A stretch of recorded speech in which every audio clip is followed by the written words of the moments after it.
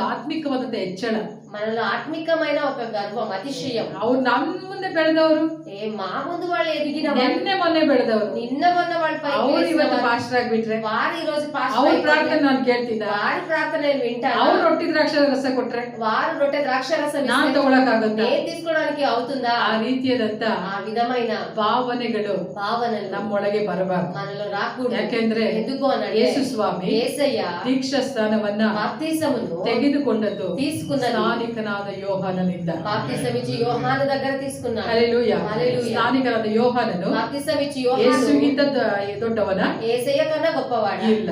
లేదు. ಆದ್ರೆ ಯೇಸು ಏನ್ ಮಾಡಿದ್ದ? యేసయ్య ఏం చేశాడు? ತನ್ನನ್ನು ತಗ್ಗಿಸಿಕೊಂಡ. తన్ను తాను తగ్గించుకున్నాడు. ಅದಕ್ಕೆ అందుకే ಪರಲೋಕ ಏನಾಯ್ತು? పరలోకం ತೆರೆಯಲ್ಪಡ್ತು. తెరవబడింది. ಆತನು ಹೇಳ್ತಿದ್ದಾನೆ, ఆయన అంటున్నాడు, ಇಗೋ ಈತನು ఇగో ఈయన ಪ್ರಿಯ ಕುಮಾರನು. నా ప్రియ కుమారుడు అని ಯಾರು ఎవరు ತಗ್ಗಿಸಿಕೊಂಡು తగ్గించుకొని ಒಂದು ದೈವ ಮನುಷ್ಯನೊಟ್ಟಿಗೆ, ఒక దేవుని మనిషితో, ಅವನು ಚಿಕ್ಕವನು ఆయన చిన్నవాడు ದೊಡ್ಡವರು గొప్పవాడు ಗೊತ್ತಿಲ್ಲ, తెలియదు. ಅದು ದೇವರಿಂದ ಕರೆಯಲ್ಪಟ್ಟವರಾದ್ರೆ దేవుని చేత పిలువబడిన ನೀನು ಅವರ ಬಳಿಯಲ್ಲಿ నీవు వారి దగ్గర ತಗ್ಗಿಸಿಕೊಂಡವರಾಗಿ తగ్గించుకున్న ಅವರ ಅನ್ಯೂನ್ಯತೆಯಲ್ಲಿ ಇರುವುದಾದರೆ వారి అన్యునతలో ಖಂಡಿತವಾಗಿಯೂ ఖచ్చితంగా ನಿಮಗಾಗಿ ಒಂದು ಪರಲೋಕ ತೆರೆಯಲ್ಪಡುವಂತದ್ದಾಗಿದೆ. ఒక పరలోకము తెరవబడనై ದೇವರು ನಿಮ್ಮ ಬಗ್ಗೆ ಸಾಕ್ಷಿ ಹೇಳುವಾತನಾಗಿದ್ದಾನೆ. మీ గురించి కూడా సాక్ష్యం ಈಕೆ ನನ್ನ ಪ್ರಿಯ ಕುಮಾರಿಯಾಗಿದ್ದಾನೆ, ఈమె నా ప్రియ కుమార్తె అయింటున్నది, ಈತನು ನನ್ನ ಪ್ರಿಯ ಕುಮಾರನಾಗಿದ್ದಾನೆ. ఈయన నా ప్రియ కుమారుడు అయింటున్నాడు అని చెప్తారు. హల్లెలూయా. హల్లెలూయా.